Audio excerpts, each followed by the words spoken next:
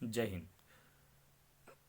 पिछले वीडियो में हमने थाट के बारे में चर्चा की थी कि थाट का विकास कैसे कैसे हुआ और हिंदुस्तानी संगीत पद्धति में कितने थाट हैं। आज हम राग के विषय पर चर्चा करेंगे। तो राग कहते किसे है? कम से कम 5 और अधिक से अधिक 7 स्वरों की वह सुंदर रचना जो कानों को सुनने में अच्छी लगे। क्या? कम से कम 5 और अधिक से अधिक 7 स्वरों की वह सुंदर रचना जो कानों को सुनने में अच्छी लगे उसे राग कहते हैं। ठीक है, यदि वह कान सुनने में अच्छा नहीं लग रहे हैं वो स्वर समुदाय, तो वो राग नहीं कहलाएगी, वह एक रचना हो जाएगी। तो राग के नियम क्या क्या है? तो जैसे अपन ने अभी परिभाषा देखी कि कम से कम 5 और अधिक से अधिक 7 स्वर राग में हो सकते हैं। स्वर और वर्ण का होना जरूरी है। राग में आरोह अवरोह होना जरूरी है। ठीक है, और राग में एक साथ 2 स्वर प्रयोग वर्जित है। जैसे कोमल ग और शुद्ध ग एक साथ प्रयोग नहीं किए जा सकते। किसी भी राग में सा वर्ज्य नहीं होता। किसी भी राग में म या प में से कोई भी या तो म को लेना अनिवार्य होता है या प को लेना अनिवार्य होता है। ये वर्ज्य नहीं किए जा सकते। ठीक है, राग में वादी और संवादी होना आवश्यक है, यही उसके स्वरूप को बनाए रखते हैं। ठीक है, तो जब भी अपन राग सीखते हैं तो सबसे पहले आरोह अवरोह पकड़। ठीक है, तो आरोह किसे कहते हैं? तो स्वरों के चढ़ते हुए क्रम को आरोह कहते हैं। ठीक है, ये हमने वर्ण में भी पढ़ा था। स्वरों के उतरते हुए क्रम को अवरोह कहते हैं। और पकड़ किसे कहते हैं? तो स्वरों का ऐसा छोटे से छोटा समुदाय जिससे किसी राग का बोध होता हो या राग को पहचाना जाता हो उसे पकड़ कहते हैं। ठीक है, स्वरों का ऐसे छोटा छोटा समुदाय जिससे किसी राग का बोध होता हो या किसी राग को पहचाना जाए उसे पकड़ कहते हैं। ठीक है, राग की 3 जातियां होती है। ठीक है, और ये जातियां उनके स्वर के लगने के आधार पर निश्चित की जाती है। जैसे जिन रागों में 5 स्वर लगते हैं उसे ओड़व जाति का राग कहते हैं। जिसमें 6 स्वर लगते हैं उसे साड़व जाति का राग कहते हैं। और जिसमें 7 स्वर लगते हैं उसे संपूर्ण जाति का राग कहते हैं। और इन्हीं 3 मुख्य जातियों से इनकी उपजाति 9 बनती है।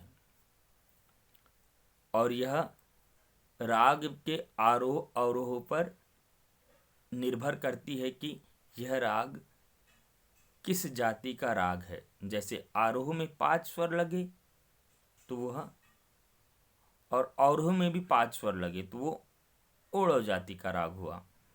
और आरोह में 5 और अवरोह में 6 तो ओड़व शाड़व जाति का राग हुआ। और अवरोह में 5 और आरोह में 5 और अवरोह में 7 स्वर लगे तो वो ओड़व संपूर्ण जाति का राग हुआ। तो ऐसे ही ओड़व जाति के 3 उपजाति बनेगी। ओड़व ओड़व, ओड़व शाड़व और ओड़व संपूर्ण। साड़व जाति की 3 बनेगी। शाड़व ओड़व, शाड़व शाड़व और शाड़व संपूर्ण। ऐसी ही संपूर्ण जाति की उपजाति 3 बनेगी। संपूर्ण ओड़व, संपूर्ण साड़व और संपूर्ण संपूर्ण। ये काय पर निश्चित करेंगे, निर्भर करेगी? आरोह अवरोह पर। जिन रागों में सातों स्वर लगते वो संपूर्ण जाति के, आरोह अवरोह दोनों में लगना चाहिए, ठीक है ना, तो वो संपूर्ण जाति के राग कहलाएंगे। ठीक है, अब वादी स्वर किसे कहते हैं? तो वादी स्वर राग का प्रमुख स्वर होता है, जिसे वादी स्वर कहते हैं। यदि हम एक राग को राज्य मान ले, ठीक है ना, तो उसका राजा वादी स्वर होगा। ठीक है, हमारे शास्त्रकारों ने वादी स्वरों को राजा की उपमा दी है। और संवादी स्वर, राग रूपी राज्य में इसे हम मंत्री की उपमा देते हैं। ठीक है, और यह राग का दूसरा प्रमुख स्वर होता है। तो वादी स्वर राग के प्रमुख स्वर को कहते हैं। संवादी स्वर वादी स्वर के बाद का जो दूसरा प्रमुख जो स्वर होता है उसे संवादी कहते हैं। ठीक है, तो राग में जो सबसे अधिक प्रयोग होता है, जिस स्वर का सबसे ज़्यादा प्रयोग होता है उसे, या बार बार जिस पर आकर न्यास किया जाता है उसे वादी स्वर कहते हैं। और दूसरा संवादी, जो वादी से कम और अन्य स्वरों से अधिक प्रयोग होता है उसे संवादी स्वर कहते हैं। फिर आता है अनुवादी स्वर। वादी संवादी से कम प्रयोग होने वाले स्वर को अनुवादी स्वर कहते हैं। ठीक है, वादी और संवादी स्वर से कम प्रयोग होने वाले स्वर को अनुवादी स्वर कहते हैं। ठीक है, ये राग रूपी राज्य में हम इसे प्रजा की उपमा देते हैं। वादी, संवादी, अनुवादी। इसके बाद आता है विवादी स्वर। विवाद नाम से ही स्पष्ट है, विवाद उत्पन्न कर देने वाला। तो जिस स्वर के लगने से राग को हानि होती हो या राग को स्वरूप बिगड़ता हो या राग का स्वरूप बिगड़ता हो उसे विवादी स्वर कहते हैं। ठीक है ना, परंतु कभी कभार कुशल गायक विवादी स्वर का प्रयोग अल्प समय के लिए राग की रंजकता बढ़ाने के लिए विवादी स्वर का प्रयोग करता है। ठीक है ना, ये जरूरी नहीं है कि राग में विवादी स्वर का प्रयोग हमें करते आता है तो हम करेंगे ही, ऐसा जरूरी नहीं है। पर कभी कभी अल्प समय के लिए कुशल गायक राग की रंजकता बढ़ाने के लिए विवादी स्वर का प्रयोग करता है। ठीक है, अब वर्ज स्वर क्या होते हैं? वर्ज नाम से ही स्पष्ट है, वर्ज मतलब छोड़ना या जिनका त्याग कर देना। तो वर्ज स्वर वे स्वर कहलाते हैं जो राग में प्रयोग नहीं होते। जैसे भूपाली राग में म और नी स्वर वर्ज है।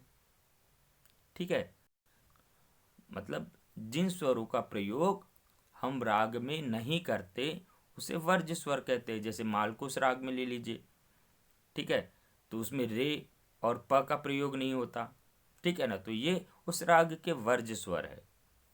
ठीक, तो वर्ज स्वर का प्रयोग राग में नहीं होता है, मतलब जिन स्वरों को छोड़ देते हैं राग में वे वर्ज स्वर कहलाते हैं। राग वर्ज मतलब त्याग करना या छोड़ना।